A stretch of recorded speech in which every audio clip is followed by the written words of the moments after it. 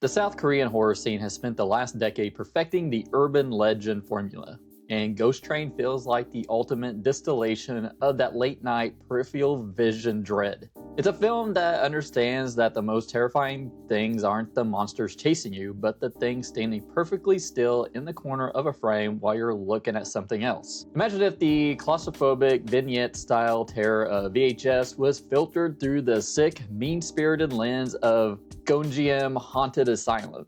It's a high-tension ride through the bowels of a transit system that manages to be genuinely nasty when it wants to be, yet possesses a self-aware streak that keeps it from becoming a total gloomfest. Visually, this isn't your typical washed-out digital horror. It's glossy but grim, utilizing deep shadows and a 5.1 soundscape that treats every metallic screech and footstep like a violin bow on your nerves. I want to tell you exactly where this movie excels and where the tracks start to get a little shaky, all without spoiling a single frame of the third act. You can decide if this is worth the midnight rental or if you should stay above ground. We followed Tak Se-woong, a struggling YouTuber whose channel is currently flatlining. In a desperate bid of the kind of true horror engagement that fuels the algorithm, she ventures into a mysterious off-limits subway station. This isn't just a spooky backdrop, it's the epicenter of a series of localized nightmares. Upon arrival, she encounters the Stationmaster, a man who feels less like an employee and more like a weary gatekeeper to a collection of ghosts. The film functions as a hybrid anthology,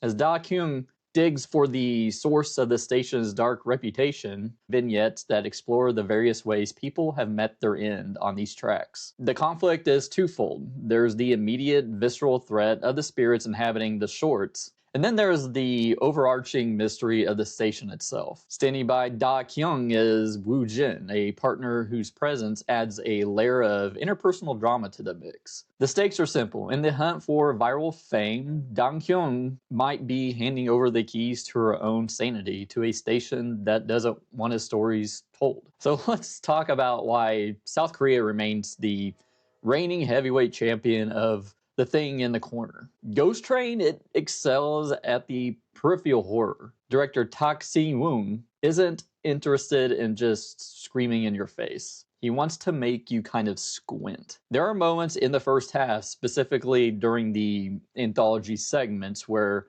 the composition is so deliberate, it's almost agonizing. You'll be watching a character in the foreground, and in soft focus background, something shifts. Just a few inches. It's the "did I just see that" sensation that makes your skin crawl before the jump scare even hits. And when those scares do hit, they are mean. The practical effects and the gore work here have a tactile, kind of wet quality to them that feels like a throwback to the 90s era J-horror, but with a modern, high contrast sheen.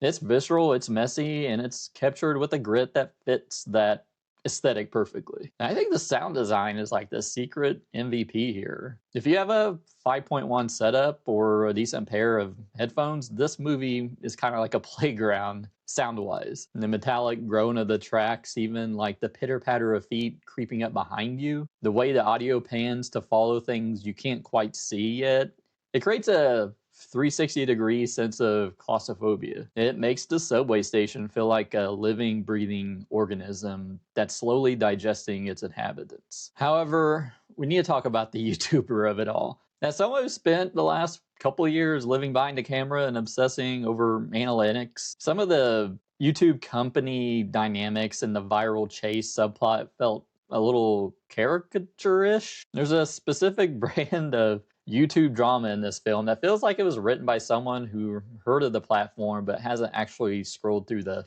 comment section in like a decade. It's a bit silly, and while Joo Hyun-young gives a committed performance as Dong-kyung, the script sometimes saddles her with motivations that feel more like plot devices than human impulses. And this leads into the pacing a little bit. The first two acts are pretty relentless. High octane, it's a thrill ride, really. Each short story feels like a punch to the gut. But as the film pivots to focus more on the wraparound story of it all, the relationship between Tak Se-woong and Woo Jin and the mystery of the Stationmaster I feel the momentum starts to dip. It trades that raw anthology style terror for a more conventional narrative structure that doesn't quite have the same highs as the first half does. The romance partnership angle feels a bit bolted on, and it slows down the frantic energy established in the opening hour. Then there's a whole wraparound ending segment that is a bit confusing and maybe a bit repetitive, but it takes some massive swings regarding the origin of the station and the fate of our protagonist. But I won't go into it here. This is a spoiler-free review, but if you're interested in seeing my take on it, watch my ending explain video. But overall, Ghost Train, I'll give it a solid 3.5 out of 5. It's a masterclass in atmosphere and localized dread that occasionally gets tripped up by its own framing device. If you're a fan of horror like The Wailing and Whispering Corridors, this is an absolute must-watch for the visuals and sound design alone.